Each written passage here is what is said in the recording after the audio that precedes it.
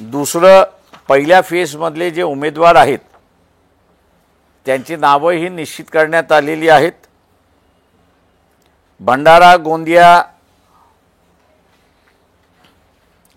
मतदारसंघामध्ये संजय गजानन केवट दिवर समाजाचे आहेत। गडचिरोली चिमूर मतदारसंघामध्ये हितेश पांडुरंग मडावी हे गौंड समाजाचे आहेत। चंद्रपूर राजेश वारलूजी बेले हे उमेदवार आहेत, तेली समाजाचे आहेत।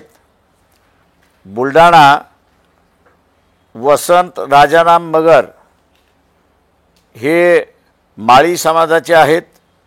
अकोल्याहून मी स्वतः उमेदवार आहे। अमरावतीमध्ये कुमारी प्राजक्ता तारकेश्वर पिल्लेवान या राखीव मतदारसंघामधल्या उमेदवार आहेत।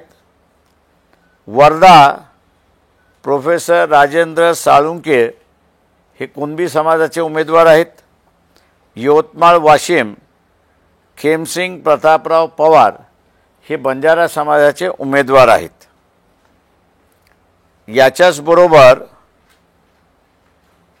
ओबीसींची असणारी जो नवीन पक्ष स्थापन झालेला आहे ओबीसी बहुजन पार्टी, त्यांनी आम्हाला मध्यंतरी कळवलं होतं की सांगली मतदारसंघामध्ये प्रकाश शेंडगे हे लढतील।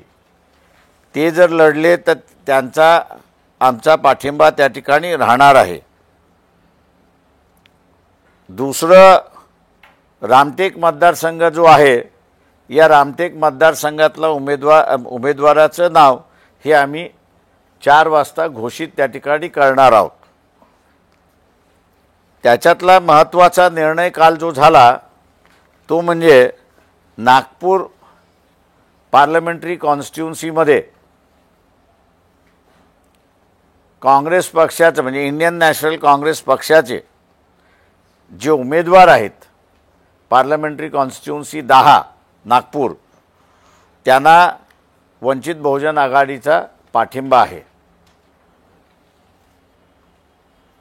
माझं निवेदन संपलेलं आहे।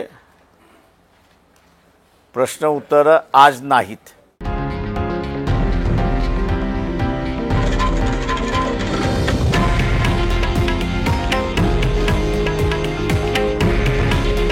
हे आहे देशातील नंबर 1 न्यूज नेटवर्क आणि आपण पाहत आहात TV9 मराठी।